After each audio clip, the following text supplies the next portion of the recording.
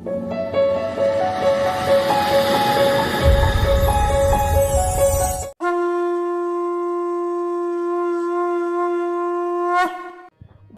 विष्णु का 9वां प्रमुख अवतार है बुद्ध अवतार।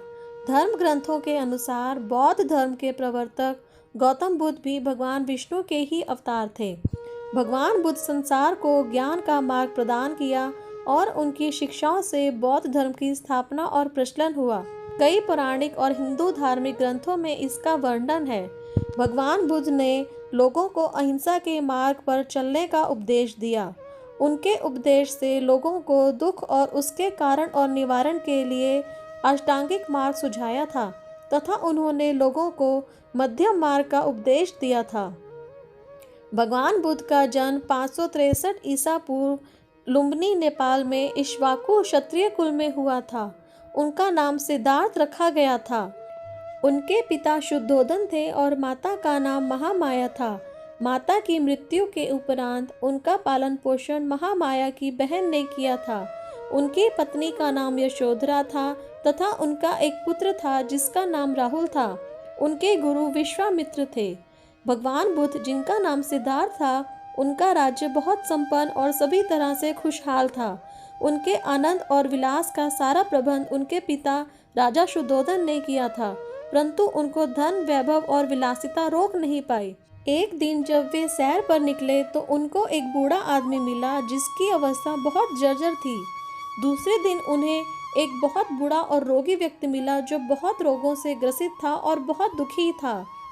तीसरे दिन जब वे सैर पर निकले तो उन्हें एक मृतक को 4 लोग ले जाते हुए दिखे, जिनके साथ में बहुत लोग थे, जिनमें से कुछ लोग रो रहे थे। तब उनके अंदर विरक्ति का भाव हुआ। उनको लगा कि जवानी और सारा शरीर नाशवान है। फिर जब वे चौथे दिन सैर पर निकले तो उन्होंने एक वैरागी व्यक्ति को देखा जो संसार से विरक्त था।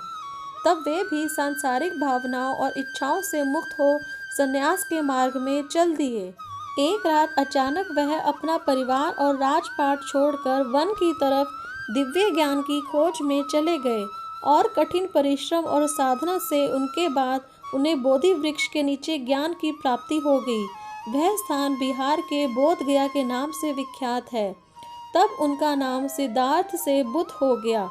गौतम गोत्र होने के कारण उनको गौतम बुद्ध कहा गया।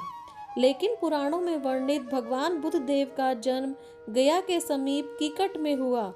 पुराणों में बताया गया है कि उनके पिता का नाम अजन था। बुद्ध अवतार को लेकर एक पौराणिक कथा भी है, जिसके अनुसार एक समय दैत्यों की शक्ति इतनी बढ़ गई थी कि देवतागण भी उनके भय से भागने लगे।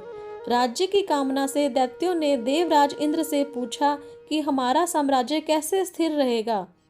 तब इंद्र ने शुद्ध भाव से बताया कि सुस्थिर शासन के लिए यज्ञ एवं वेद विहित आचरण आवश्यक है। तब दैत्य वैदिक आचरण एवं महायज्ञ करने लगे, जिससे उनकी शक्ति और बढ़ने लगी। तब सभी देवता भगवान विष्णु के पास गए। तब भगवान विष्णु ने देवताओं के हित के लिए बुद्ध का रूप धारण किया। उनके हाथ में मार्जनी थी और वे मार्ग को बुहारते हुए चलते थे। इस प्रकार भगवान बुद्ध दैत्यों के पास पहुँचे और उन्हें उपदेश दिया कि यज्ञ करना पाप है।